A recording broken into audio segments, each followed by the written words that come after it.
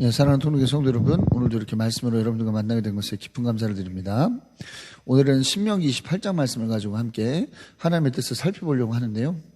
여러분, 모든 드라마나 영화나 소설을 보면 크라이맥스라고 하는 부분이 나오게 됩니다. 크라이맥스가 어떤 부분이죠? 이야기가 최고조로 달하는 지점을 이야기합니다.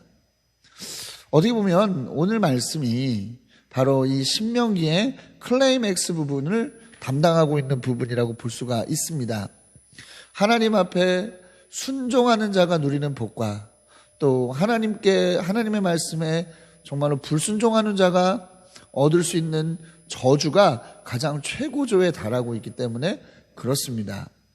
지금까지는 계속적으로 하나님 앞에 순종하는 길이 무엇이냐, 또 불순종하면 어떠한 일이 있는 것이냐에 대한 부분들 이야기가 나왔지만, 이렇게 오늘 이 본문처럼 강력하게 그 말씀이 기록되지는 않았단 말이죠. 그런데 오늘 28장의 말씀을 통해서 그 강도가 훨씬 더 세지고 아주 명확하고 분명하게 어떠한 책임이 돌아갈 것인가에 대한 부분들이 나오고 있는 것을 볼 수가 있습니다. 자, 28장 말씀을 함께 들어가 봅시다. 그래서 단락단락으로 들어가 보면서 하나님께서 순종하는 자에게 주시는 복과 불순종하는 자에게 주시는 저주가 어떠한 차이가 있는지, 그것은 또 우리 삶에 어떠한 의미가 있는지를 깊이 살펴보도록 하겠습니다. 자, 첫 번째 단락입니다. 1에서 13절 순종하는 자들에게 주시는 복입니다. 순종하는 자들에게 주시는 복. 자, 하나님은 본 단락에서 순종하는 자들에게 주시려고 하는 하나님의 복, 그 복에 대한 계획을 적어 놓으셨습니다. 자, 전제는 이거예요. 복 받는 자의 전제는 무엇이냐면 하나님의 말씀을 귀담아 듣고 명하신 모든 명령을 주의 깊게 지키면, 하나님의 은혜에, 하나님의 복의 전제죠. 뭐죠? 하나님의 말씀을 귀담아 듣고 명하신 모든 명령을 주의 깊게 지키는 것. 물론 이렇게 말씀드리면 이렇게 논박을 하시는 분도 있을 것 같아요. 그러면 이거 공로주의 아니냐?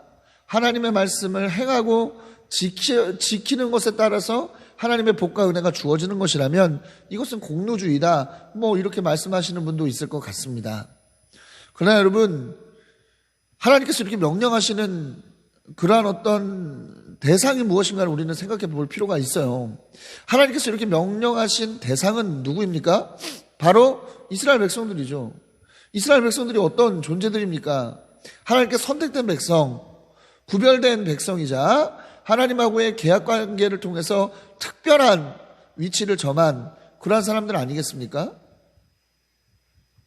그냥 그러한 사람들, 하나님의 약속을 신뢰하고 하나님의 약속을 정말로 믿음으로써 하나님께서 원하시는, 하나님께서 바라시는 걸음을 걸어가는 사람들을 향해서 하시는 말씀이라는 거예요. 그냥 하시는 말씀이 아니라는 겁니다. 그런 점을 놓고 생각해 볼 때, 하나님하고의 특별한 관계, 믿음, 그것이 먼저라는 것을 알 수가 있죠. 그런 어떤 믿음을 통해서 특별해진 관계, 그 관계 속에서 주어진 말씀과 명하신 명령을 지킬 때 하나님 은혜를 주신다. 여러분, 믿음은 반드시 행함이 따르게 마련입니다. 행함이 없는 믿음은 그 자체로 죽은 것이라고 야고보 사도가 말씀하고 있고, 또 저희가 굉장히 많이 듣는 말씀 아니겠습니까? 이런 관계적 배경이 없이 그저 행하는 것을 우선으로 말씀하시는 게 결코 아니라는 거예요.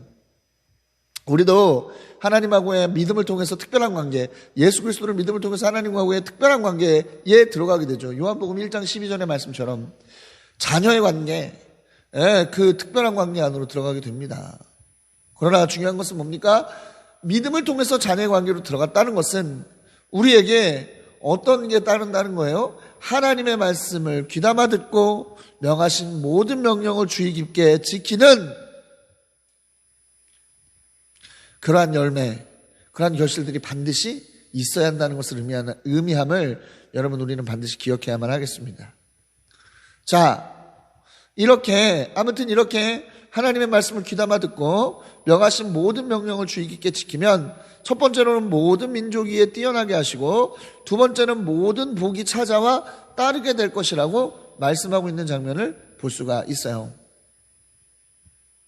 자, 핵심이죠. 하나님께서 내리시는 복의 핵심 두 가지입니다. 모든 민족 위에 뛰어나게 되는 것, 그리고 모든 복이 찾아와 따를 것이라는 거죠.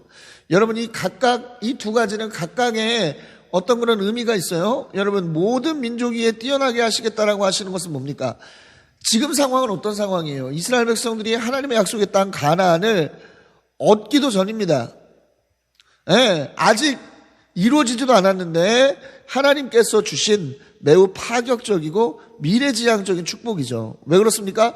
이거 가나안 정복 가능하겠는가? 이 지점에서 이거 되겠구나, 된다로서 전환이 되어지는, 소망의 단계에서 확신의 단계로 전환이 되어질 수 있는 아주 명확한 약속이자 또 축복이기 때문입니다. 또한 두 번째, 모든 복이 찾아와 따를 것이라고 말씀하고 있는 대목에서 우리는 얼마나 이 광야 생활 속에서 두려움과 또 불안이 있겠습니까? 그런데 이 불안과 두려움의 요소가 사라지게 된다는 것을 의미하고요. 또 한 가지 중요한 포인트는 여러분, 따른다라고 하는 것에서 우리는 주목해 볼 필요가 있습니다. 여러분, 복은 쫓는 게 아니에요. 복은 하나님의 말씀과 하나님의 명령을 믿음으로 따르고 지킬 때 주어지는 것입니다. 주어지는 거예요. 찾아오는 겁니다. 이게 바로 기복주의적 신앙과 다른 점이에요. 기복주의는 어떻게 하죠? 복을 쫓습니다. 복을 얻기 위해서 하나님의 말씀도 듣고, 복을 얻기 위해서 하나님의 명령도 행하고, 복을 얻기 위해서, 그러니까 목적이 모든 게 복이에요. 그러나 하나님의 말씀은 복을 목적 삼으라는 것이 아닙니다. 하나님의 성도로서 성도다운 삶을 살아가면 자연스럽게 따라오는 것이 복이라고 하는 것을 말씀하고 있는 거죠. 이것은 마찬가지입니다. 우리는요, 하나님께서 주실 복과 은혜를 목적으로 삼아서는 안 됩니다. 우리는 그것을 쫓아서는 안 돼요. 우리가 해야 될 것은 뭡니까? 성도다운 삶. 성도다운 삶에 집중해야 되고, 성도다운 삶에 우리는 매진해야 됩니다. 그럴 때 하나님께서 약속하신 모든 복이 우리를 따라오게 될 것이라는 것을 여러분 기억하시기 바라겠습니다. 자, 본달락은 또 하나님께서 주실 구체적인 복의 내용 10가지를 적어놓고 있어요. 10가지를 적어놓고 있습니다. 경우에 따라서는 6가지 복이라고 이야기하시는 분들도 있는데, 왜냐하면 겹치는 부분이 있기 때문에 그래요. 10가지 부분들 읽어드릴 테니까 여러분들 함께 보시고, 이게 과연 몇 가지인가 함께 생각해 보시면 좋겠습니다. 자, 성읍에서도 복, 들에서도 복, 태의 복, 다산, 또 자녀와 가축, 이런 복이 있고, 곡식광주리의 복이 있고요. 또 반죽그릇의 복이 있고, 들어와도 복, 나가도 복, 대적에게서 승리하는, 표현이 참 좋은데, 한 길로 들어왔다 7길로 도망치는 그러한 복이 있고요. 창고와 손으로 하는 모든 일에 복이 있고, 이것은 차지할 땅에서 복을 주실 것이라는 의미를 갖고 있다라고 특별히 부연 설명이 나오고 있죠. 또 7번째, 하나님의 거룩한 백성을 삼으신다. 그래서 그것을 통해서 열방이 두려워할 것이다 말씀하고 있고요. 또 8번째, 약속한 땅에서 태의 복. 또 9번째, 풍성한 보물 창고인 하늘을 열어주시겠다 말씀하고 있어요. 그래서 철마다 비가 내리고 하는 모든 일에 복이 있고, 꾸어줄지언정 꾸지 않는 그런 삶을 살게 될 것이다 말씀하고 있고요. 10번째로는 머리가 되고 꼬리가 되지 않을 것이다 말씀하고 있는 것을 볼 수가 있습니다. 10가지의 복이 콱콱콱 부어지는데, 이것은 어떤 의미냐? 하나님께서 우리 가운데 철저한 복을 주신다는 거예요. 철저한 복. 인간이 누릴 수 있는 모든 영역, 영, 육, 혼, 전인적인 복을 주신다는 것을 말씀하고 있습니다. 자, 그리고 이것은 단순히 개인이 누리는 복이 아니라 공동체 모두가 누리는 복으로 확대되는 것임을 말씀해주고 있어요.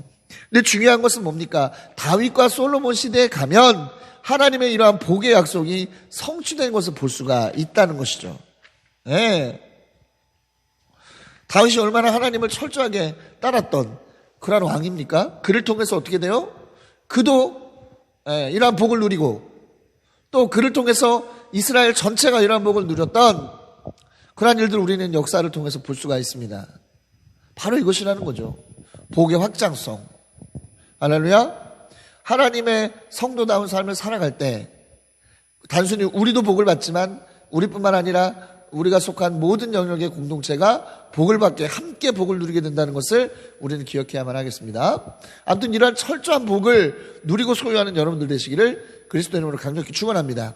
다음 단락으로 가죠. 14에서 44절 첫 번째 저주 선언입니다. 자, 이번에는 하나님의 말씀을 듣지 않고 명령과 규례를 지키지 않고 않았을 때 온갖 저주가 닥쳐오게 되는데 어떠한 저주가 닥쳐오느냐에 대한 이야기를 길게 정말 길게 적어 놓으셨어요. 자, 중요한 것은 마치 데칼코마니 같습니다. 아까 말씀하셨던 하나님께서 말씀하셨던 복과 또 저주가 굉장히 대칭을 이루고 있어요.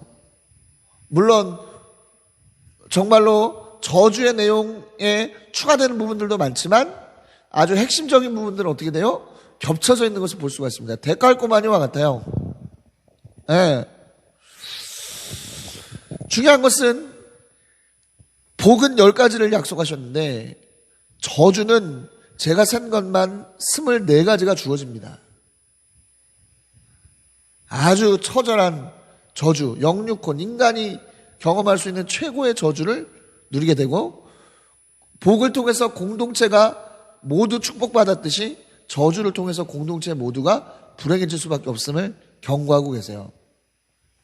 자, 어떤 내용인지 한번 보죠. 자, 첫 번째 성읍에서도 저주받고 들에서도 저주받고 두 번째 곡식 광주리 반죽 끓이서 저주받고 태의 저주를 받고 들어와도 저주 나가도 저주 손대는 일마다 저주 혼동 책망 순식간에 망할 것 차지하려는 땅에서 전염병을 만나고 폐병 열병 염증 무더위 한발 열중 썩는 재앙을 내리신다. 망할 때까지 내리신다 말씀하고 있고요. 하늘이 노시되어 비를 내리지 않고 땅이 메마르게 될 것이라고 말씀하고요. 하늘에서 모래 티끌이 비처럼 내려서 망하게 될 것이다 말하는데 이 대목 깜짝 놀랐어요. 저는 하늘에서 모래 티끌이 비처럼 내린다. 미세먼지 황사 그렇죠?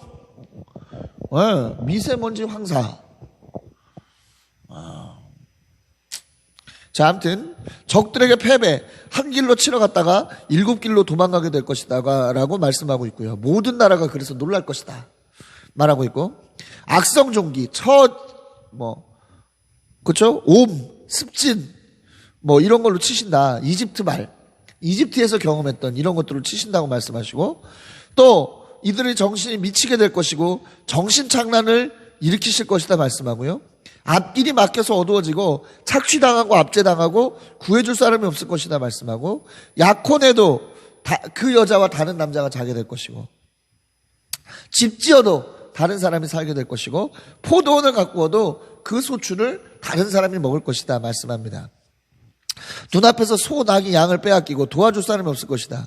자녀들을 다른 민족에게 빼앗기고 사는 날 동안 압제를 받고 눈으로 보는 일 때문에 미치고 머리에서 발끝까지 고칠 수 없는 악성 종기가 나고 다른 민족에게 넘겨져 우상을 섬기게 될 것이고 밭에 씨를 뿌려도 메뚜기가 먹기 때문에 소용이 없을 것이고 올리브도 자녀도 나무도 땅의 곡식에도 저주가 내릴 것이다 이야기하고 있고요. 외국인들이 점점점 위치가 높아질 것이다 이야기하고 또 꾸기는 애도 꾸어주지는 못할 것이다 말씀하고 있고요. 또 꼬리가 되고 머리가 되지 못할 것이다 말씀합니다. 엄청나게 많죠. 근데 재밌는 건 뭐예요? 이 모든 저주를 사사기 때 이들이 경험했다는 거예요. 사사기 때. 사사기 때 이러한 저주를 경험하게 됐다는 것이죠. 사랑하는 여러분, 하나님의 말씀을 지키지 않을 때 돌아오는 이 처절한 어떤 저주의 모습을 보십시오. 근데 문제는 재밌는 것은 이걸로 끝이 아니라는 거예요. 앞으로 2번의 더 저주가 선언되어져 있는 것을 볼 수가 있는데요. 그것들을 다 살펴보고 난 뒤에 우리가 또 그 다음에 이야기를 하겠습니다. 다음 단락으로 넘어가죠. 45에서 57절 두 번째 저주 선언입니다. 하나님은 두 번째 저주를 선언하세요. 핵심은 망할 것이다 라는 거예요. 망한다. 자, 규례와 명령을 지키지 않으면, 말씀에 순종하지 않으면 망하게 될 것이다. 그래서 망한 것이 뭐다? 후 자손들에게 표징과 경고가 될 것이다 말씀하고 있어요. 야, 조상들 보니까 하나님의 말씀, 하나님의 명령에 불순종하고 지키지 않았어. 그래서 완전히 망했네? 어이구, 나는 그러지 말아야 되겠다. 이런 표징과 경고가 되겠다라는 것을 말하고 있는 것이죠. 자, 그런데 조금 경우가 다른 것을 볼 수가 있어요. 모든 것이 하나님의 복을 받아서 모든 것이 넉넉한데도 끝까지 하나님을 섬기지 않고 배신했을 때 저주를 받게 된다는 거예요. 그렇죠? 하나님께서 모든 축복을 주셔서 정말 밭에 소출이 넘쳐나고 정말 가축도 많고 자녀들도 많고 뭐 풍성함을 누리고 있어요. 이랬다는 건 뭐예요? 하나님의 말씀을 철저하게 지키며 살아가고 있었다는 것을 의미하죠. 그런데 결실을 막상 얻고 나니까 어떻게 되는 거예요? 하나님을 버리는 거지. 하나님을 떠나는 거죠. 이렇게 됐을 경우에 하나님은 저주를 내리시겠다고 말씀합니다. 자, 4가지 저주죠. 굶주림, 목마름, 헐벗고 부족함, 또 원수를 섬기게 되는 저주를 내리게 된다고 말씀합니다. 예. 다른 민족에 의해서 압제를 당하게 됨으로써 마침내 멸망하게 될 것이다라고 말씀해요. 근데 아주 좀 비참한 기록을 하나님 남기신 것은 다른 민족이 애워싸면 너희들이 자녀를 먹게 될 것이다 말씀합니다. 부모가 자녀의 살을 먹는다? 정말 끔찍하고 비참한 일이죠. 그런데 놀라운 것은 뭐예요? 왕정시대 때 이러한 일을 경험했다는 겁니다. 열왕기하 6에서 7장 또 예레미야 48장을 보면 부모가 자녀의 살을 먹게 되는 이 비참한 상황이 기록되어져 있는 것을 볼 수가 있어요. 얼마나 비참합니까? 얼마나 황망합니까?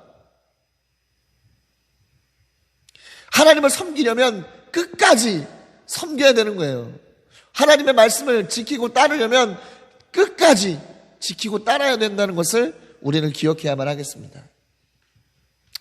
바라기는 끝까지 하나님을 따르고 섬기는 저와 여러분이 될 수 있기를 그리스도 이름으로 강력히 축원합니다. 자, 3번째 단락 58절에서 68절 3번째 저주 선언입니다. 자, 율법을 성실껏 지키지 않았을 때, 하나님의 이름을 경외하지 않았을 때 하나님은 큰 재앙을 내리실 거라고 말씀합니다. 징벌이 심하고 오래 갈 것이라고 말씀해요. 자, 그런데 이런 표현 하셨습니다. 당신들이 무서워하던 이집트의 모든 질병을 내리겠다. 여러분 생각해 보십시오. 경험해보지 못한 것에서 오는 공포보다 경험한 것에서 오는 공포가 진짜 무서운 거예요. 그렇죠? 보통 고소공포증이나 여러 가지 공포증 느끼게 되는 이유가 뭡니까? 그것을 통해서 뭔가 무서움을 경험했기 때문에 그 다음에도 무서워지는 거 아닙니까? 그렇죠? 제가 고소공포증이 생긴 이유가 있어요. 저 고소공포증 되게 심한데 왜 생겼냐면 어린 시절에 미끄럼틀에서 놀다가 내가 떨어졌어. 떨어져가지고 제가 턱 쪽을 좀 다친 때가 있었어요. 그때 이후로는 조금만 높은 데 올라가도 좀 무섭습니다. 무서움을 느껴요. 네. 왜? 떨어져 본 공포가 있기 때문에. 그렇죠? 내가 경험한 어떤 고통이 확 와닿죠. 그렇기 때문에 하나님은 이런 표현을 쓰신 거예요. 이집트에서 너희들이 두려워하던 질병을 얻게 될 것이다. 자, 여러분, 율법책에 기록되지 않은 온갖 질병과 재앙은 망할 때까지 내릴 것이라고 말씀해요. 너희들이 하늘의 별같이 많아져도, 이거 중요하죠. 이것은 뭡니까? 하나님의 약속이 성취되었다는 것을 의미합니다. 창세기 22장 17절, 26장 4절, 출애굽기 32장 13절을 보면 하나님의 약속 뭐죠? 너의 자손이 하늘의 별과 같이 많게 하겠다 말씀하셨는데, 이 하늘의 별과 같이 많아졌다라고 하는 것은 이 약속이 성취됐다는 것을 말하고 있는 것이죠. 마지막에는 몇 사람밖에 남지 않았다 말씀하고 있어요. 이것은 뭐예요? 하나님의 약속이 성취되었다고 하더라도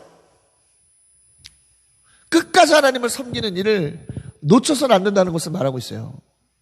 자, 다 끝난 것 같아도 예, 다 끝난 것 같아도 끝까지 하나님을 붙잡아야 한다는 것을 다시 한번 말씀하고 있는 것이죠. 하나님은 끝까지 붙잡고 정말로 나아가지 않는 자들에게는 불같은 저주를 내리신다. 왜요? 예수님도 말씀하시지 않습니까? 끝까지 견디는 자가 구원을 얻는 거예요. 끝까지 견디는 자가, 할렐루야, 끝까지 견디는 자가 구원을 얻는 겁니다. 끝까지 하나님을 바라보면서 우리가 하나님의 약속이 우리 가운데서 성취되었음을 깨달았다고 하더라도, 그 충만한 은혜 가운데 있다 하더라도 하나님을 향한 마음을 계속적으로 놓치지 말아야 한다는 것을 여러분 기억하시기 바랍니다. 하나님은 이렇게 하면 멸망하는 것을 보고 기뻐하실 것이라고 말씀해요. 또 차지한 땅에서 뿌리째 뽑히게 될 것이라고 말씀합니다. 그래서 이 땅 끝에서 저 땅까지로 흩어버리실 것이라고 말씀하고, 흩어진 그들이 우상을 섬기게 될 것이라고 말씀합니다. 제일 무서운 건 뭐예요? 두려움이 항상 있을 것이다. 늘 어딜 가나 무엇을 봐도 생명의 위협을 느낄 것이다 말씀하고 있어요. 그렇죠? 예, 이 시대에 존재하는 수많은 정신질환들을 보십시오. 너무나 안타까운 것은 뭐예요? 그들은 어떤 곳에 가든 어떤 이야기를 듣든 불안해하고 염려에 빠져 있다는 거예요. 예, 그런 공포를 느낀다는 것이죠. 이러한 어려움이 이스라엘 백성들 가운데 주어질 것이다 말씀하고 있어요. 그리고 이집트의 노예로 팔려가게 될 것이라고 말씀합니다. 원래 있던 자리로 하나님의 백성 이전의 상태로 원상복귀 될 것이다 말하고 있습니다. 그런데 결과적으로 뭐예요? 이스라엘 민족 자체가 사라지게 될 것이다라고 하는 것을 말씀하고 있는 것인데, 이것을 뭐예요? 바벨론을 통해서 경험했다는 것이죠. 경험하게 된다는 거예요, 이스라엘 백성들이 결국에. 사랑하는 여러분, 하나님의 저주를 우리가 쭉 살펴봤는데요, 3가지 단락을 통해서 살펴봤는데 핵심은 이겁니다. 하나님의 저주는 축복과 비교가 안 돼요. 너무너무 엄청난 것이고 너무너무 처절한 것입니다. 이거 단순히 비교해봐도 하나님의 말씀에 순종해야 되는 것은 너무나 당연한 일이에요. 여러분 순종하시기 바랍니다. 믿음이 있다면 그리고 순종하게 되어져 있어요. 우리가 성령 충만하고 성령님의 인도하심을 따른다면 우리는 순종할 수밖에 없는 것입니다. 여러분 이러한 순종을 경험하신 여러분 되시기 바랍니다.